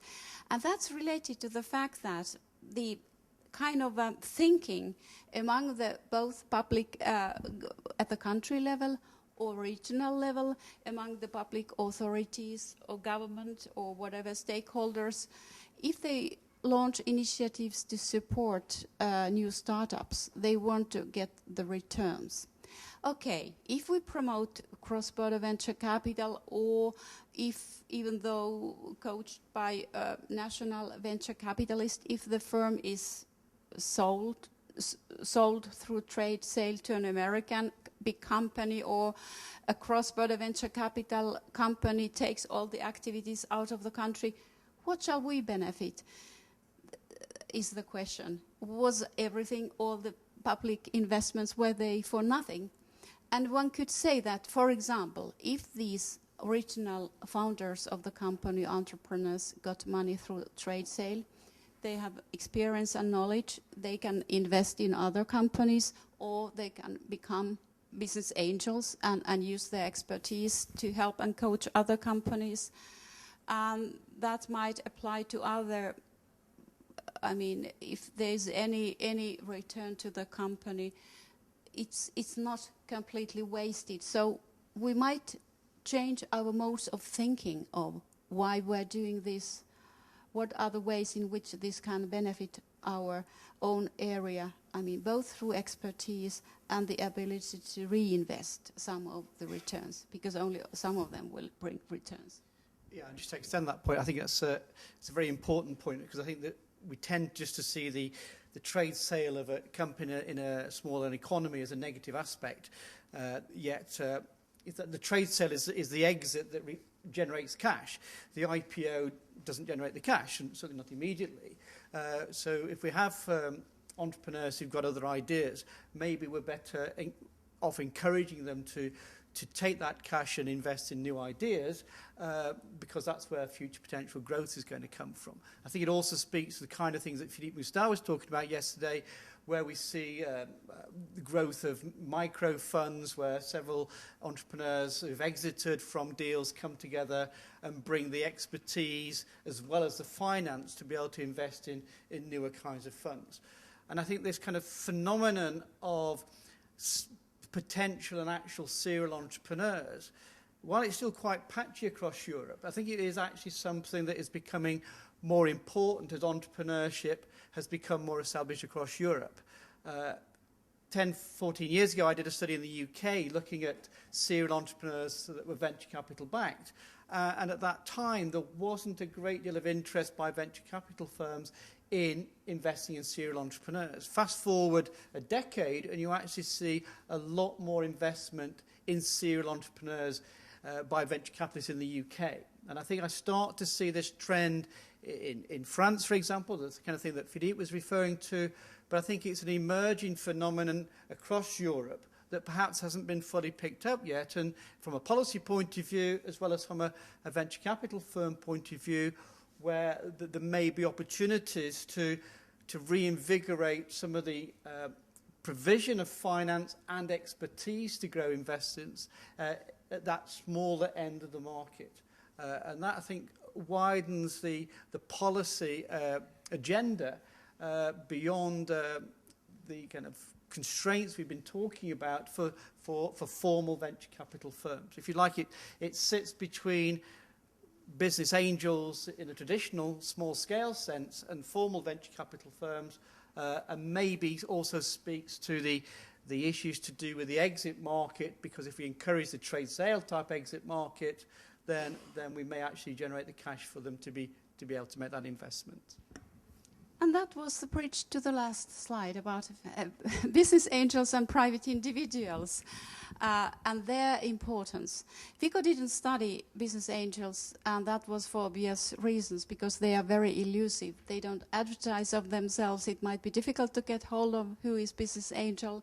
They don't want to be flooded by requests by investee firms for money. They rather want to search the investment targets, but they are important, and especially because they do invest in the very early stages, and they have typically, because they invest their own money, they have hands-on approach.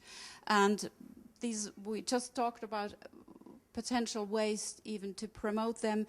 Another area where public policy in many countries could do to remove obstacles and provide incentives such as taxing schemes related to improving their position, which sometimes I know there's some attempts in Finland and they sort of failed in the difficulty in defining what is an innovative firm. I mean, it was referred to yesterday by someone, the difficulty of defining innovation. But this kind of difficulties should not prevent these measures to be taken, because this is an area where some more should be done in order to promote high-tech startup growth.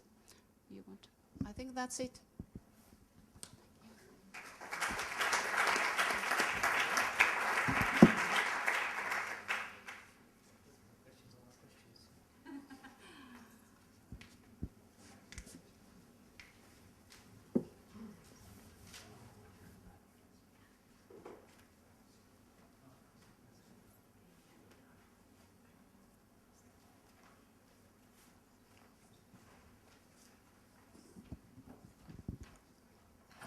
Okay, thank you. We are close to the end of the session. Just to inform you, after the event is over, we will have a lunch in the outside, which is something we can enjoy in Madrid in September.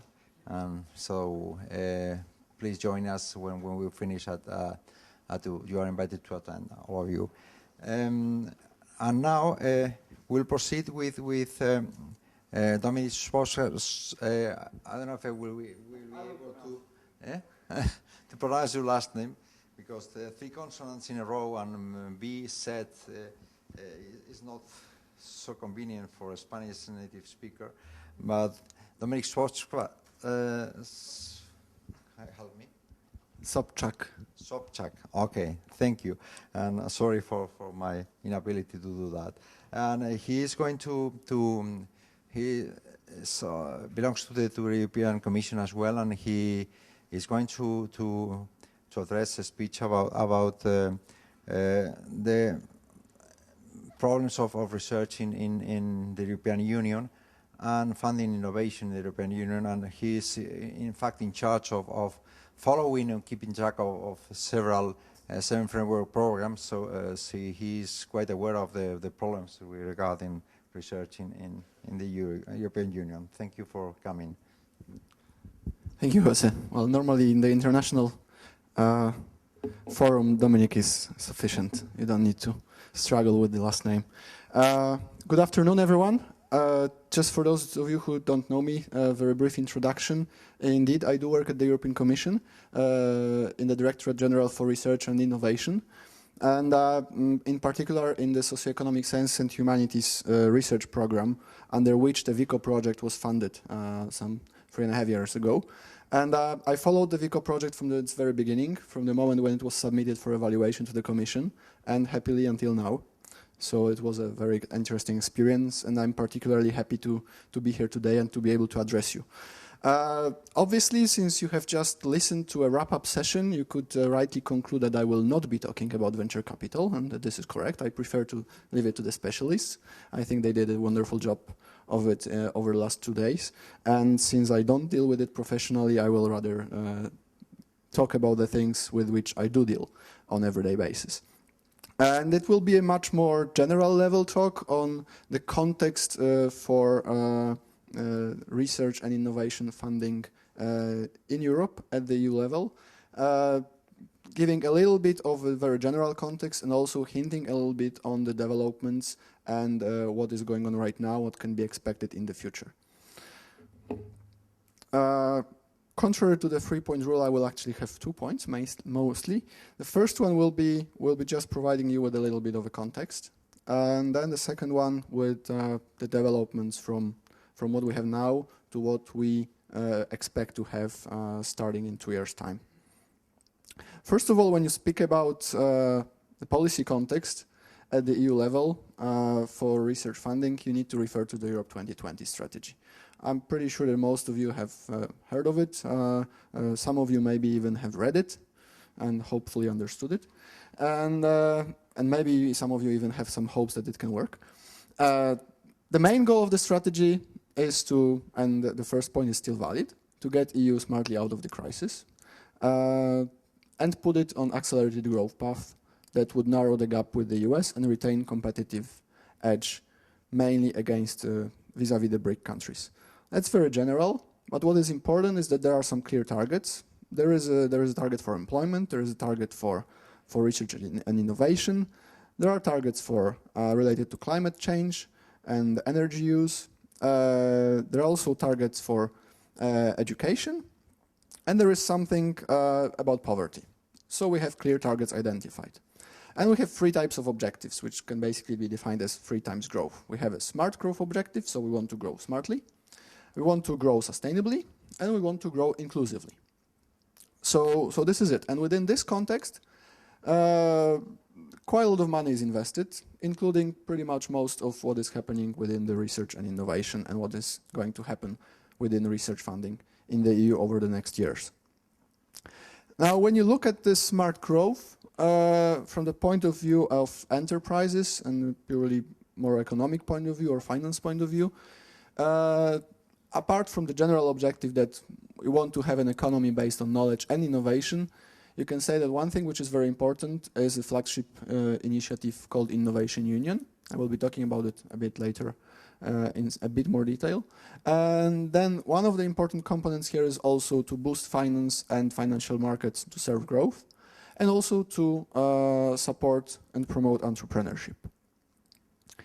Under the sustainable growth, which has a general aim of promoting a more resource-efficient, greener and more competitive economy, there is a flagship initiative and industrial policy for the globalization area, which is actually right now in the discussions. I think it was not published yet, but it's about to be published. And we also have the inclusive growth, which is the most social leg of the whole strategy, with the main aim of a high employment economy delivering economic, social and territorial cohesion. And there are some interesting initiatives there as well. One of them, which has the most probably relevance for the business perspective, is facing challenges of the aging society, because this is actually an area where there is room for a lot of innovation in the next decades in Europe and around the world as well. Now, just 2 slides about the Innovation Union. Well, first of all, why did we decide to have such a flagship initiative to create something which we would call an Innovation Union? And this is because it is recognized that the EU has a persisting gap towards the US and Japan, primarily in its innovation performance. This is actually based on a kind of integrated innovation indicator, which comes from Innovation Union scoreboard. You can find it if you want, what issues are taken into account. And then we see that actually this gap is not reduced, it is actually growing. What we can also observe is that when we take a look at the developing countries, here China for example, the gap between those countries, and it's the same for India and Brazil, and the EU is narrowing. So in this sense, the EU is placed in a quite bad position. It's losing ground to the leaders, and those that are following are catching up quite fast. So something needs to be done about this, and this is the attempt. The Innovation Union is an attempt to do something about this gap and about underperformance of Europe. The main aim is to adopt a more strategic approach to innovation, which involves, first of all, an integrated approach, so that, and this was one of the weaknesses of EU-level funding that was recognized, that we funded fragments of the innovation process. But we didn't have a view of the entire process, and we didn't give an opportunity to of EU funding to follow a product or service from the moment when it is designed, conceived, to the moment where it can be developed and then marketed. So this is supposed to change with the Innovation Union and with the initiatives that belong to it. We expect to have, and we want to adopt an integrated approach so that we could really follow projects when they are promising, we want to follow projects with EU funding from the moment when they are developed conceptually, researched, so from the really first stage, until going out into the market, and then also developing as a company. In order to do so, we actually have innovation as an overarching policy objective.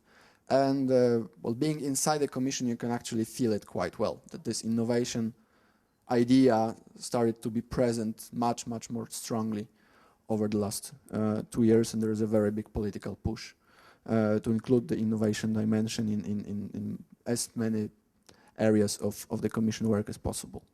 And for research, it has particular relevance.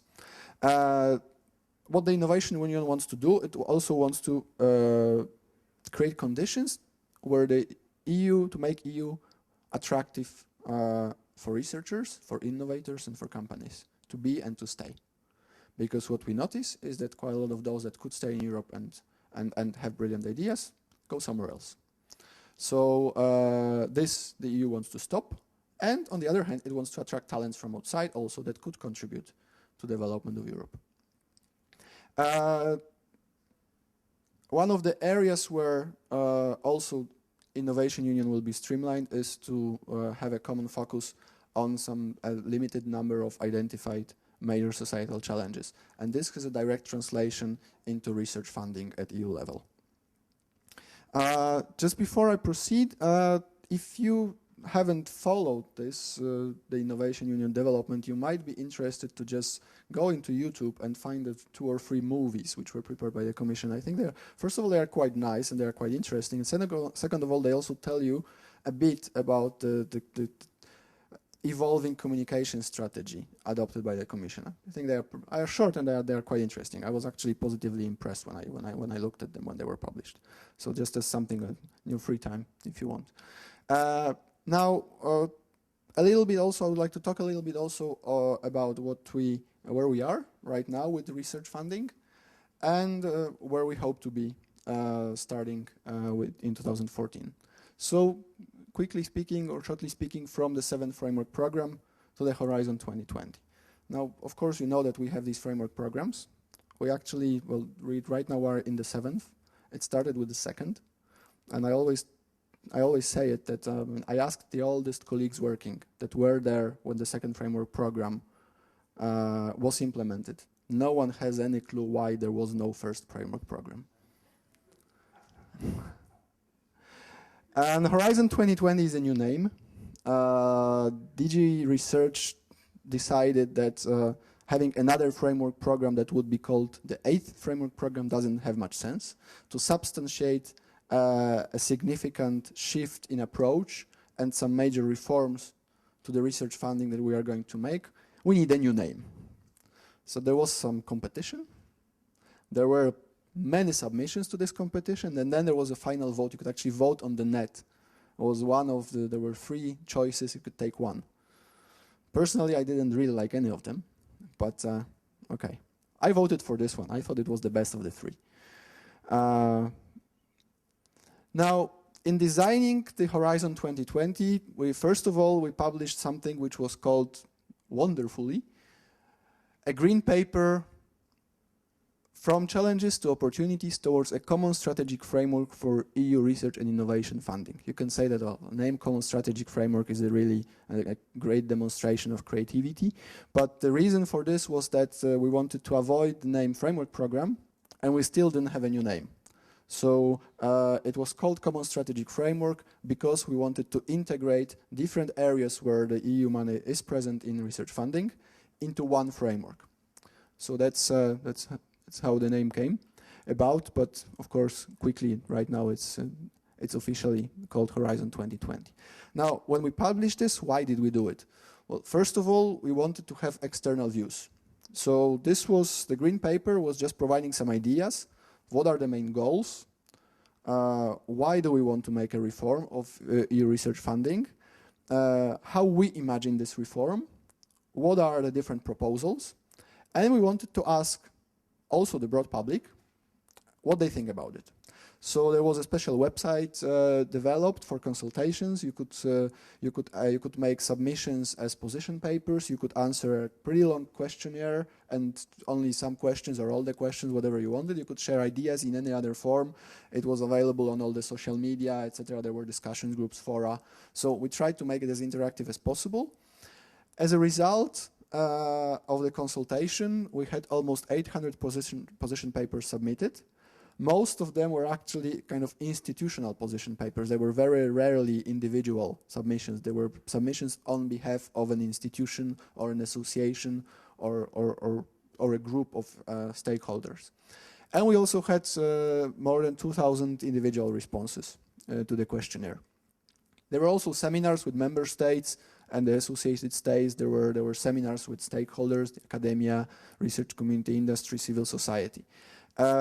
What we also wanted this strategic framework to include is to answer some EU policy requests. So we also had a look around inside the house to see what the different policies are and what their needs towards EU research are, and try to incorporate that in the strategy. And obviously we took stock also of the previous activities. We tried to see what was good about it, what are the concerns, and how to address them. Now all this is right now being exploited actually in preparation of proposals for the Horizon 2020, which is currently really in the making. It's expected proposals for this program are expected to be officially published before the end of the year. So right now it's mainly being dealt with internally. Now, what were the main features that are in this common strategic framework? Because this has important implications for the next for the next program, for the Horizon 2020. So first of all, quite a significant degree of simplification, which also means that we are bringing together under one roof different types of programs. There was mainly 3 types of programs. There was a framework program, so the biggest components. There was a CIP, Community Innovation Program, or Competitiveness and Innovation Program, sorry, yeah. And then European Institute of Technology. And all this should come under one umbrella of the common strategic framework. We are about to standardize the rules, so it's easier to move around, and also to simplify them significantly, including common IT platforms, entry points, etc. Now, the stakeholder views were sought in relation to, first of all, the changes proposed, but also on the priorities. So what the Commission should really concentrate on when designing a new program for research and innovation funding. There were some positive developments from the previous framework program, or the one that's just currently running. These were recognized, but also it was recognized that there are a number of concerns that still remain. Significant complexity, further simplification needed, the need for a better strategy for innovation, and to think about also commercializing results and to generate real impacts. Rather than just generating research which stays somewhere and doesn't have a lot of impact later on. And a need to focus resources, as well as broader participation, and have some clearer ideas what you want to achieve. In terms of bringing different sources of funding, so these are the 3 things I mentioned that will come under one roof. And also there will be a strengthened complementarity with the structural funds. So this is also taken into account. In terms of simplification, well, this will have a number of features. I'm not going to go into details. These are only some examples. In terms of generating greater impact, 2 issues I would like to draw your attention to. First of all, to reduce the level of fragmentation and to really support projects and organizations, also ideas from research stage to the market stage. Of course, this is for social sciences. There's probably not a big market for social sciences, but this more refers to things that can be marketed, which for the timing also this was not really followed up properly. And also to take the research results, not to do research for research itself, but to do a research that can much more strongly support the innovation cycle. Now, a link to the conference in general, so a little bit on funding. This is the budget for the 7th framework program. I'm not referring to the Competitiveness and Innovation program or the European Institute of Technology. So this is what we have right now. The program has 5 main components. The bulk of it is the cooperation program. So these are the kind of projects that VICO was. So you bring together partners from around different countries, and you make a joint proposal, and you implement the joint project. There was also an ideas program, which was new to FP7, which is funding for frontier research under an institution which is called the European Research Council. There was a people program, which basically supported mobility of researchers and development of research careers around Europe. There was a capacity, there is, because it's still running, there is a capacities program, so building research capacities, funding research infrastructures, promoting science, promoting scientific careers. And also a component for direct actions, as we call it, so directly implemented by the Commission, research directly implemented by the Commission, so the budget for the Joint Research Center. Now within cooperation, this is a pie which is inside cooperation. You have different levels of funding, and here you might have noticed that the value of the whole program was a bit more than 50 billion euro over 7 years. Now, in the cooperation program, you had the 32 billion, more or less, and you have a number of activities which are largely thematic. The idea is to, right now, integrate those different thematic areas into societal challenges. So a reform of this part is quite significant, is changing completely the perspective with which you design programs, from thematic or disciplinary areas to addressing societal challenges in Europe and beyond.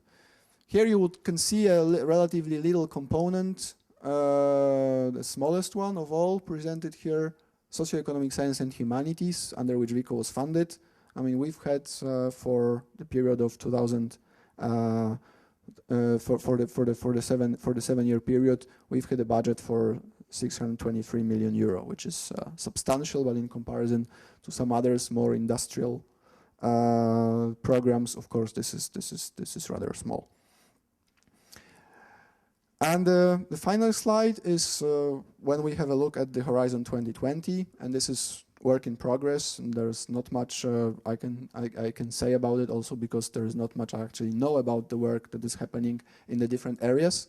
But the Commission proposed a budget for this program of 80 billion euros for the same period of time as the previous program, so it's an increase from 50 to 80, which is very substantial.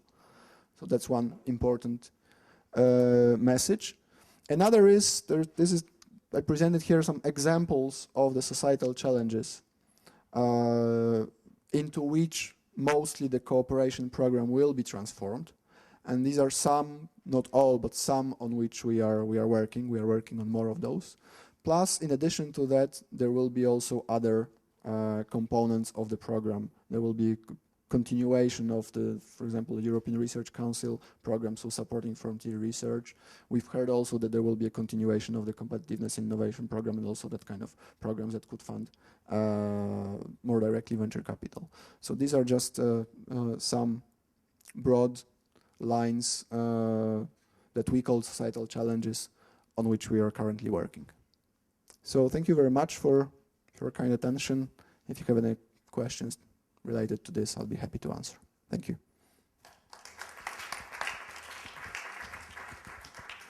Okay, thank you so much, Samik, for your final speech. Before we proceed to the concluding remarks and the closing this conference, we thank both institutions and the Escola de Organización Industrial who allow us to do this event here in his premises, and we're really happy about the result and the outcome and the help they have provided.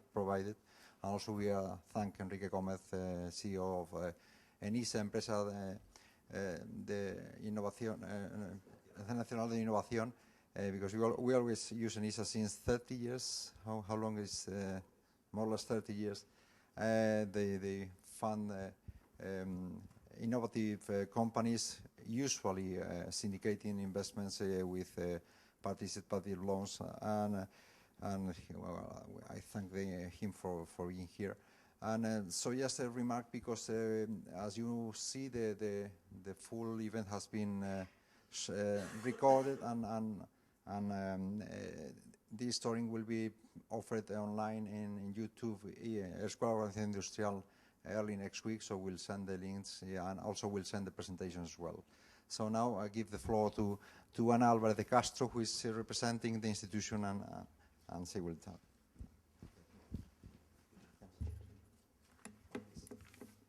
Well, good morning. My name is Ana Álvarez, and I'm the head of corporate partners at the Spain School for Industrial Organization.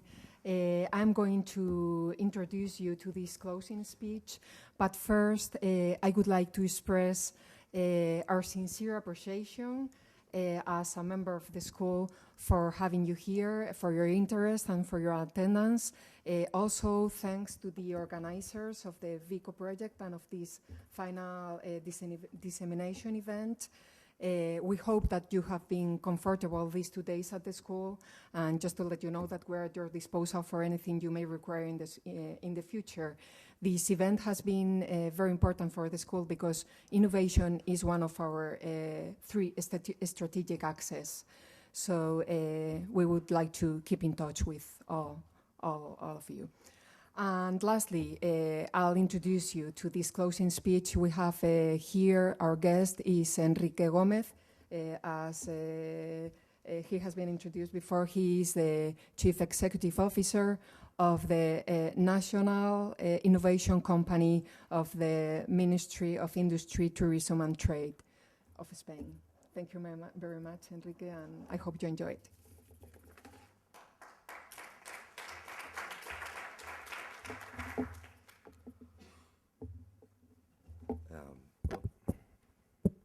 It's okay? Yes. Well, ladies and gentlemen, it's a pleasure to be invited for this event, and I want to thank Professor José Martí for giving me the opportunity to close the event today. Okay. At first, I have a resume of the project, and it's the following.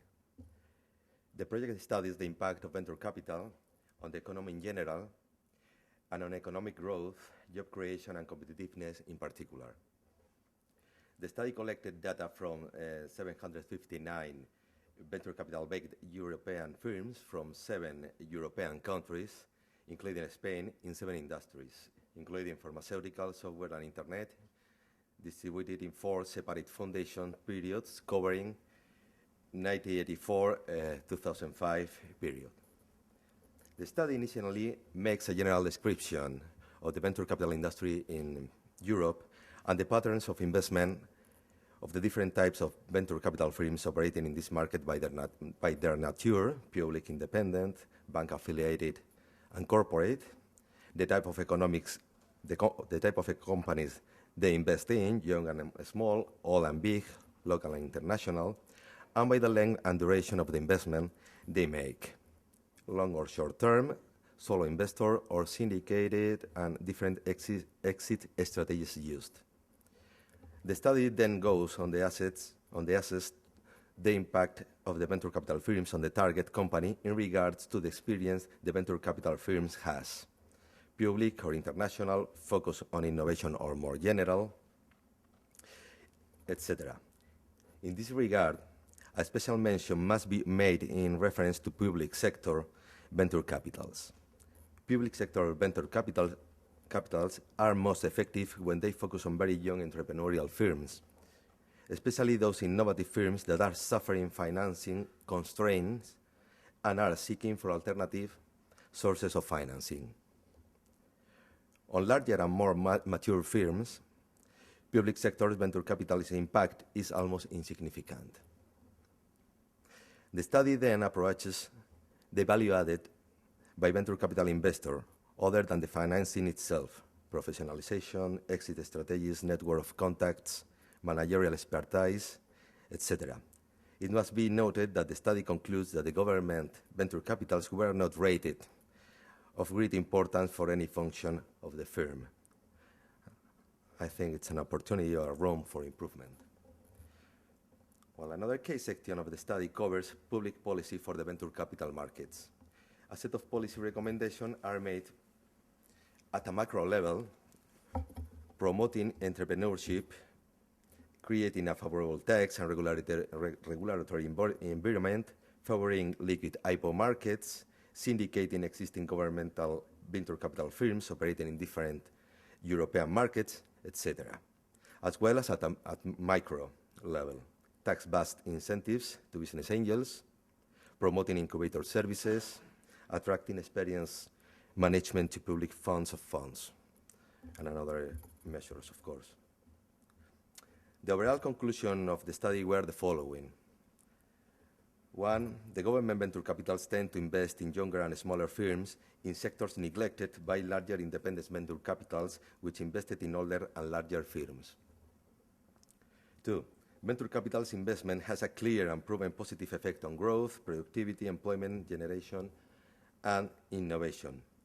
Venture capital's invested firms had a better performance than non-venture capital invested firms, even during the global financial crisis of 2009.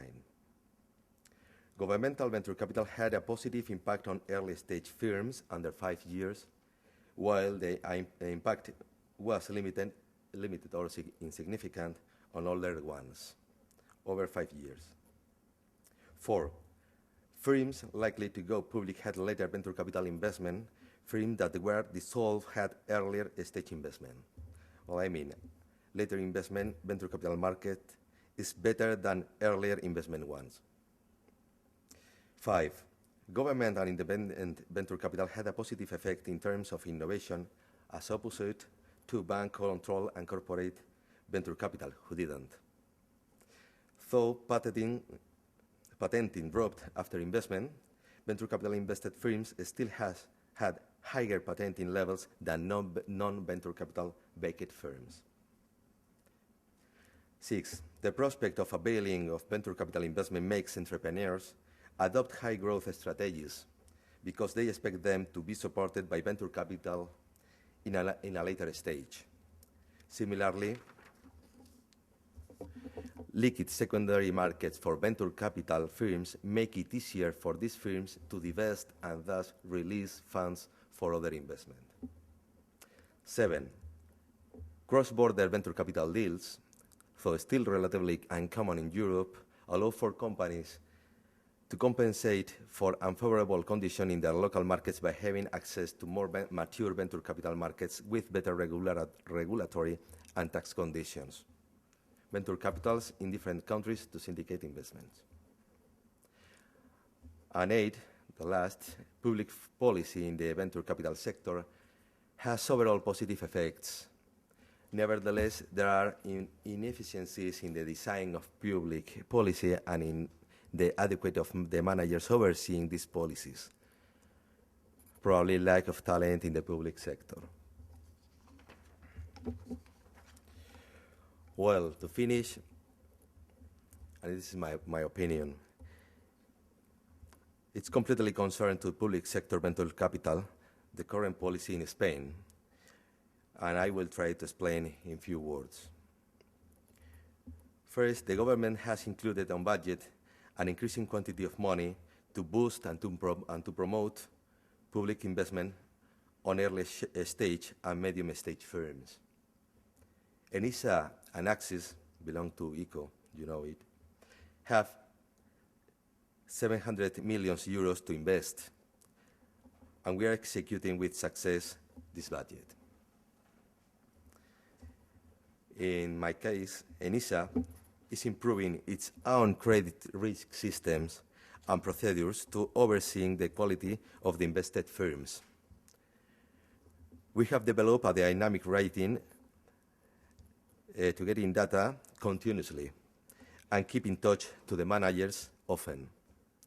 Therefore, potential troubles can be detected earlier achieving tech-helping measures were effective. ENISA is boosting, too, a collaborative environment with venture capital firms and other players to support the shared investments and get the best way in win-to-win conditions for everyone. Well, ladies and gentlemen, therefore, unlike CEO of ENISA, with public service view, I want to say we are committed to back all venture capital sector in Spain with the aim to defeat the economic recession as soon as possible. Well, thank you very much for your attention, and goodbye. Thank you, Jose.